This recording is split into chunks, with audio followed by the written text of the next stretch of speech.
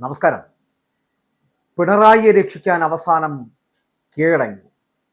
എല്ലാം സഖാവ് പറഞ്ഞിട്ടാണ് ചെയ്തത് എന്ന് കീഴടങ്ങിയ പ്രതി വിജയകുമാർ.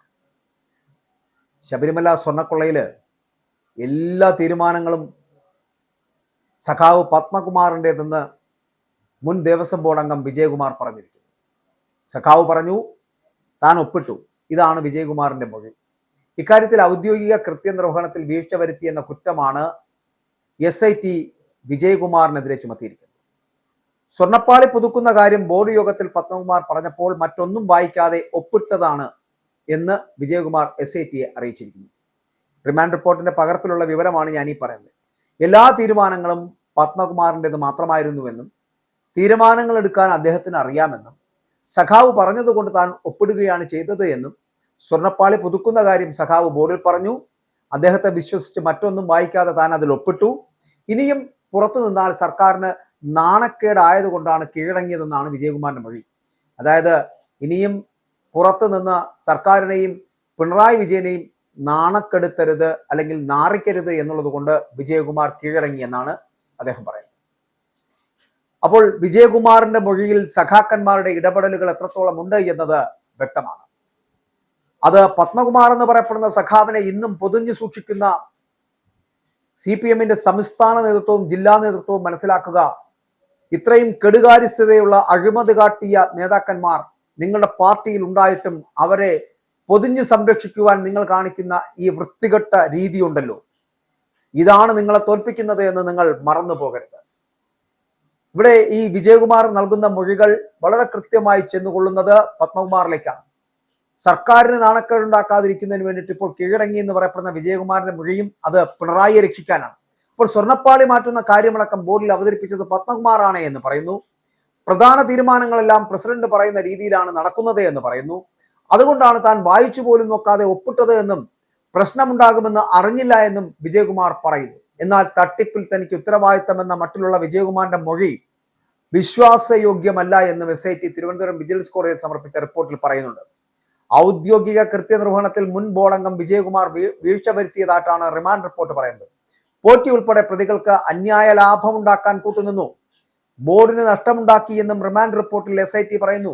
വിജയകുമാർ കട്ടുളപ്പാളി കേസിൽ 12ാം പ്രതിയും ദ്വാരപാലക ശില്പ കേസിൽ 15ാം പ്രതിയുമാണ്. അപ്പോൾ ഹൈക്കോടതി വിമർശനത്തിന് പിന്നാലെ കഴിഞ്ഞ ദിവസമാണ് ഈ വിജയകുമാറിനെ അറസ്റ്റ് ചെയ്തത്. സമ്മർദ്ദം താങ്ങാനാവുന്നില്ലെന്ന് കുടുംബാംഗങ്ങളെ അറിയിച്ച ശേഷം മുൻകൂർ ജാമ്യ ഹർജി പിൻവലിച്ച് അഭിഭാഷകനൊപ്പം SITക്ക് മുന്നിൽ വിജയകുമാർ കീഴടങ്ങുകയായിരുന്നു എന്നാണ് പറയപ്പെടുന്നത്. സ്വർണ്ണക്കൊള്ളയുടെ ഉത്തരവാദിത്തം ബോർഡിനാകെ എന്ന് പത്മകുമാർ പറയുമ്പോഴും അംഗങ്ങളും അറിഞ്ഞാണ് 2019 ശബരിമലയിലെ ദ്വാരപാലക ശില്പങ്ങൾ സ്വർണം പൂശാൻ അനുമതി നൽകിയത് എന്നും മൊഴിയിലുണ്ട്.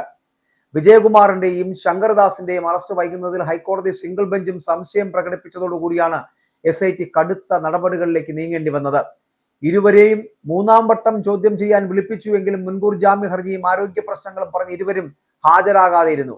കൊല്ലം വിജിലൻസ് കോടതി ജാമ്യാപേക്ഷ തള്ളാൻ സാധ്യതയുണ്ട് എന്ന നിയമോപദേശത്തിന്റെ അടിസ്ഥാനത്തിലാണ് ഹർജി പിൻവലിച്ച് അഭിഭാഷകനൊപ്പം ഇപ്പോൾ വിജയകുമാർ കഴിഞ്ഞ ദിവസം SITക്ക് മുന്നിൽ കീഴടങ്ങിയത്. അല്ലാതെ വെറുതെ നിന്നതല്ല.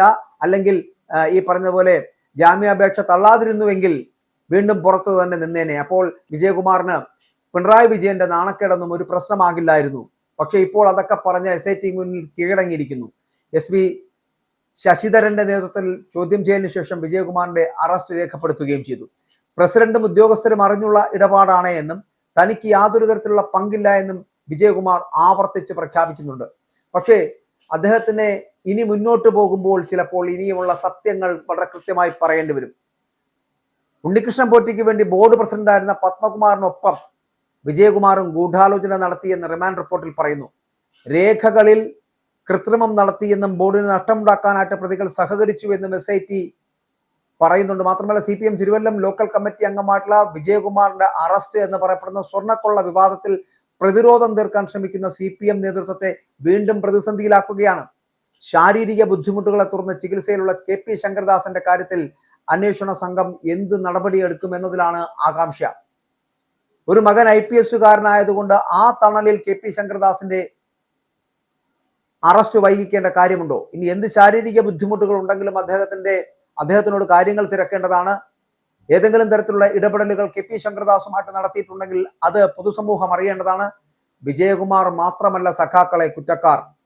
പത്മകുമാർ എന്ന് പറയപ്പെടുന്ന സഖാവും വാസു എന്ന സഖാവും ഇപ്പോൾ ഇതാ ഈ വിജയകുമാർ എന്ന സഖാവും ഇനി സഖാവാണെങ്കിലും അല്ലെങ്കിലും കെ പി ശങ്കരദാസനും ഒക്കെ ഇതിനകത്തെ പ്രതികൾ തന്നെയാണ്, ഇതിനകത്തെ ഒത്താശ ചെയ്തവർ തന്നെയാണ്.